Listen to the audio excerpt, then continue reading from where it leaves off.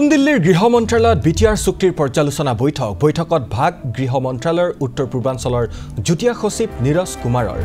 অসমৰ অতিৰিক্ত আৰক্ষী সঞ্চালক প্ৰধানৰো অংশগ্ৰহণ বৈঠকত উপস্থিত থাকে বিটিআৰৰ প্ৰধান সচিব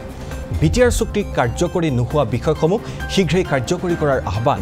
চুক্তি অনুসৰি উপেন্দ্ৰনাথ ব্ৰহ্ম বিশ্ববিদ্যালয় নেৰিম আইআইটি স্থাপনৰ আহ্বান কাৰ্বি আংলঙৰ বড়োসকলক পাহাৰীয়া জনজাতিৰ মৰ্যাদা দিয়াৰ দাবী এনডিএফবি নেতা কেডাৰৰ গোচৰসমূহ উঠাই লোৱাৰ আহ্বান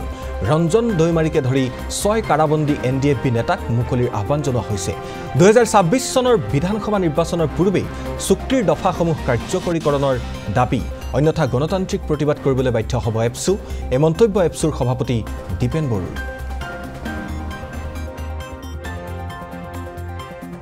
সংগঠন এপছু এনডিএফবি আৰু লগতে ইউবিপিও আমি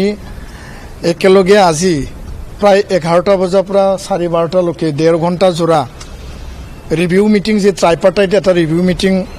প্ৰতি 6 মাহত আলোচনা হয় যে একৰ্ডৰ কিমান সংখ্যক ৰূপায়ণ হৈ গ'ল আৰু কিমান ৰূপায়ণ হ'বলৈ বাকী আছে সেই গোটেই বিষয়টো লৈ পেলাই আজি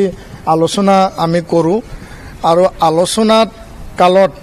যথেষ্ট গুৰুত্বপূৰ্ণ কথাখিনি আমি উত্থাপন কৰোঁ নিখিল বড়ো ছাত্ৰ সন্থা ইউবিপিও আৰু এক্সএনডিবি তৰফৰ পৰা আৰু ভাৰত চৰকাৰ আৰু অসম চৰকাৰে বৰ্তমানলৈকে যিখিনি ৰূপায়ণ সেই ৰূপায়ণ বিষয়বস্তুখিনি তেওঁলোকে দাঙি ধৰিছে তো আমাৰ স্পষ্ট কথা হ'ল যে 5টা বছৰ শান্তি চুক্তিৰ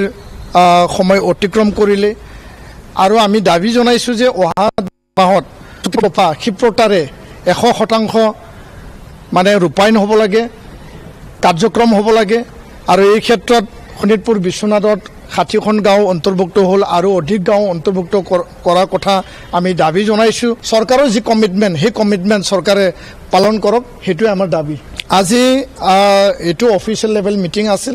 আৰু গৃহ মন্ত্ৰালয়ৰ পৰা নীৰজ কুমাৰ ডাঙৰীয়া জইণ্ট ছেক্ৰেটাৰী নৰ্থ ইষ্ট তেওঁ উপস্থিত আছিল আৰু ডেপুটি ছেক্ৰেটাৰী উপস্থিত আছিল আৰু অসম চৰকাৰৰ হৈ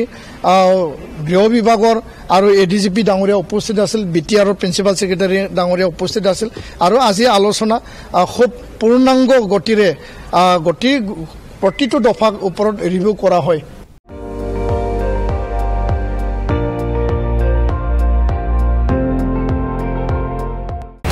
আপুনি চাই আছে ND24 সৰ্বশ্ৰেষ্ঠ নহয় সৰ্বোত্তমৰ দৌৰত